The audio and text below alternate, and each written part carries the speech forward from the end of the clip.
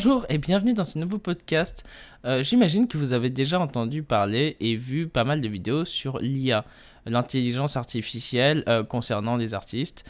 Et beaucoup de monde pense que les artistes, ils vont être obsolètes dans quelques années. Et c'est un peu triste parce qu'effectivement, une IA, ça apprend, ça emmagasine beaucoup de données et ça peut rejeter tout ça en quelques secondes. Alors que nous, pauvres êtres humains, on met parfois 10 ans ou 15 ans à développer une compétence. Donc, quand on voit ce genre de choses, ça peut donner froid dans le dos et ça peut aussi beaucoup nous dégoûter par rapport à l'IA.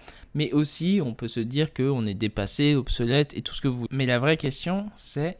Est-ce que c'est vraiment la fin des artistes ? Mais avant de répondre, j'aimerais parler de quelques dérives liées à l'IA.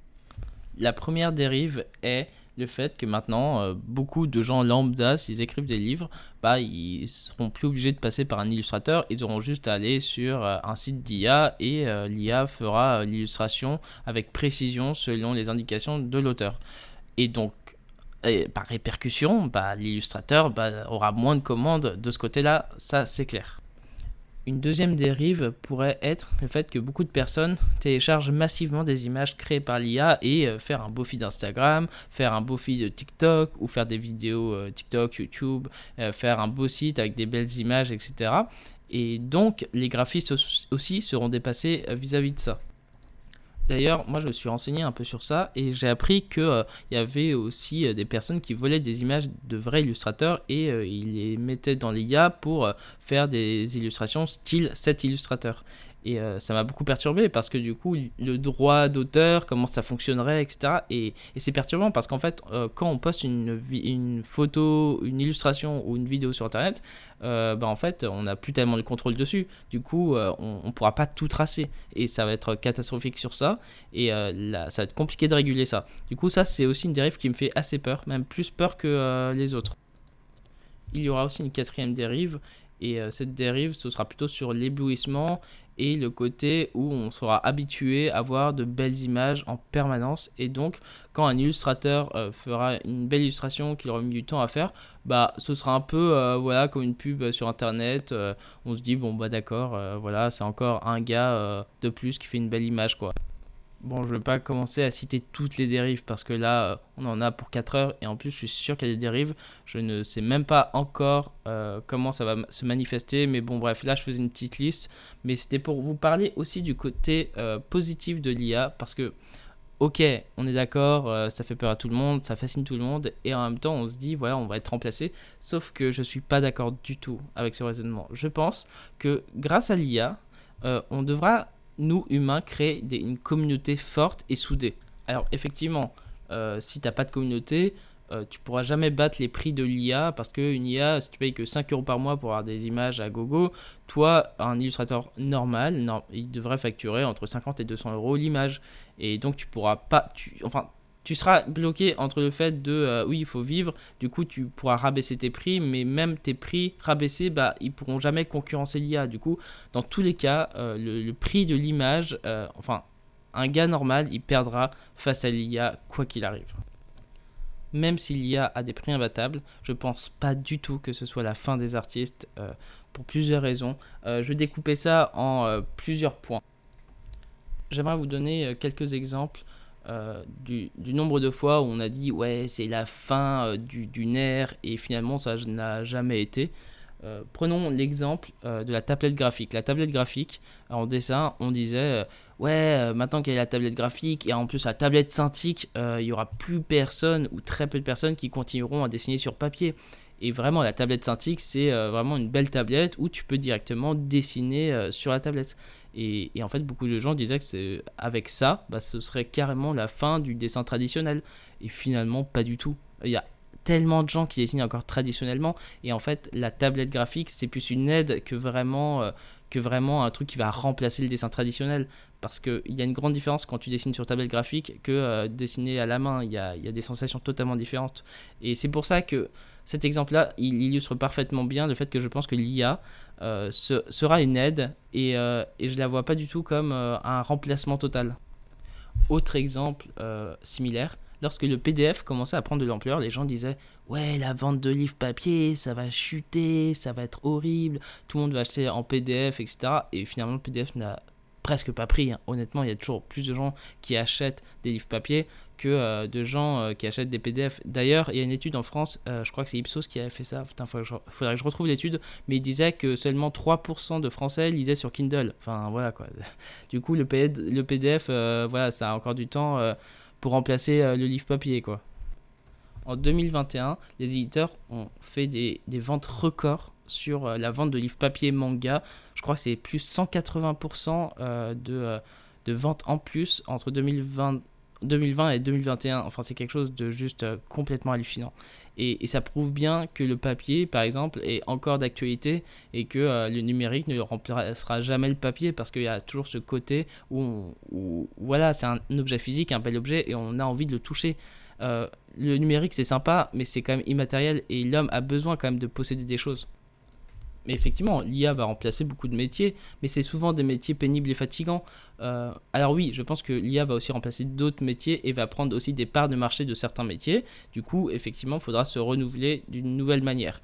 Cependant, heureusement que le bullshit job existe, parce que ça permet de créer de l'emploi et c'est des métiers qui ne servent à rien. Mais de toute façon, plus on avance dans le temps, plus tout sert à rien en fait quand j'y pense. On est juste là à être dans le divertissement à longueur de temps.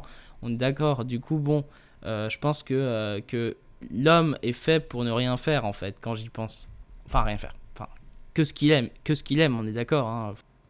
Mon deuxième axe de réflexion, c'est que l'homme a toujours besoin de relations sociales. On est d'accord. Une IA ne pourra jamais remplacer un café avec un copain. L'IA ne pourra jamais remplacer les moments avec ta copine. L'IA ne pourra jamais remplacer les Noëls avec ta famille. Enfin, au bout d'un moment, on est des êtres où on a besoin de se connecter entre nous. Ça m'amène au point de la communauté. Vu que l'homme a besoin toujours de créer de nouvelles relations, toujours rencontrer de nouvelles personnes, la communauté, Instagram, Facebook, email ou que sais-je, eh ben, va faire en sorte que les gens t'apprécieront pour toi et apprécieront ton travail parce que c'est toi qui le fais. Et ça, c'est véridique. Et même avant l'IA, ça marche comme ça. Il y a beaucoup d'illustrateurs qui ont réussi à créer des grosses communautés et ils peuvent facturer des dessins ultra chers parce que c'est eux et parce que les gens veulent acheter son dessin à lui. Et l'IA a beau reproduire son même dessin. Déjà, je pense que niveau droit, légal et tout ça, je pense que ça, c'est un truc à voir quand même, mine de rien.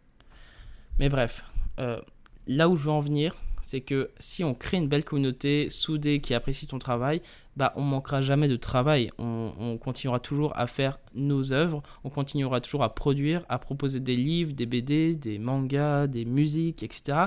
Et l'IA ne pourra pas enlever ça. Parce qu'il faut bien comprendre que là, moi parfois j'achète des dessins originaux d'artistes et je sais que c'est un dessin original et il n'y a qu'une pièce de ce dessin original. Et l'IA ne pourra pas reproduire ça.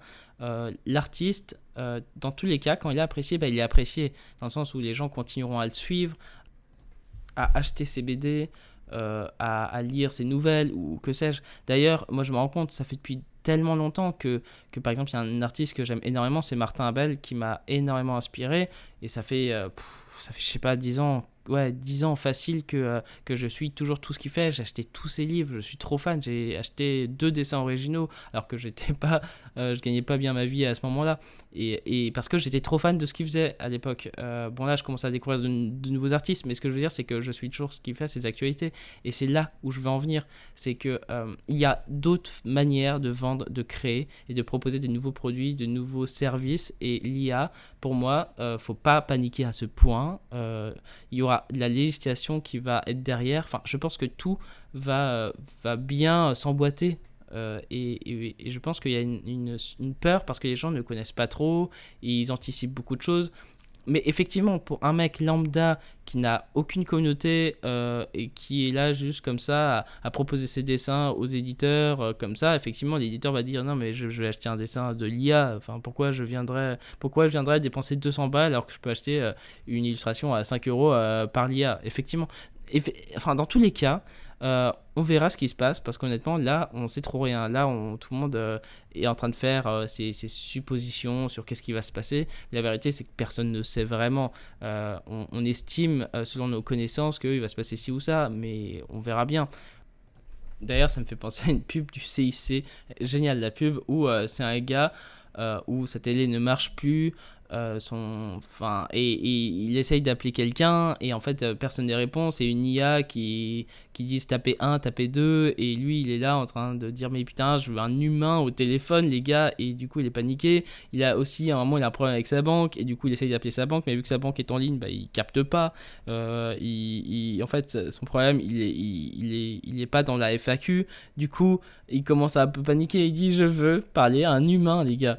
Enfin bref, cette pub est vraiment très forte. Je trouve que cette pub m'a marqué parce que c'est exactement ce qui va se passer. C'est ce côté où l'homme aura toujours besoin de l'homme. Alors oui, effectivement, je suis d'accord qu'il y a des gens qui sont seuls chez eux, qui voient pas d'amis, qui n'ont pas de famille, qui sont en train de jouer à longueur de temps aux jeux vidéo ou je sais pas, faire des trucs dans leur coin et ils n'ont aucune relation sociale. Mais la vérité, c'est est-ce que ils s'épanouissent à être tout seul? Moi, je pense pas. Je pense pas que être tout seul chez soi, à part une IA, bah, c'est très épanouissant. Vraiment, Enfin, je sais pas, peut-être que oui. Hein, dites-moi dans les commentaires. Il n'y a pas de commentaires sur le podcast. Mais en tout cas, je vais le mettre sur YouTube. Du coup, vous pourrez répondre à ma question. Et sur ce, c'était un peu tout ce que j'avais envie de dire sur l'IA. Je pense qu'il y a plein de choses à dire. Il y a tellement de thématiques d'IA différents en plus qu'on pourrait passer des heures à en parler. Mais là, c'était vraiment un récap global. Peut-être que je continuerai à faire des nouvelles vidéos pour parler un peu des IA différentes qu'il y a. Parce qu'il y a plein d'IA. Voilà, là, on parle de l'IA dans le dessin, mais il y a d'autres IA dans d'autres domaines. Et ça peut être passionnant d'en parler aussi. Aussi, lâchez un pouce en l'air. Et abonnez-vous à la chaîne si ce n'est pas déjà fait. Et je vous souhaite une très belle journée ou soirée. Et on se retrouve dans un prochain podcast ou dans un prochain dessin. Salut!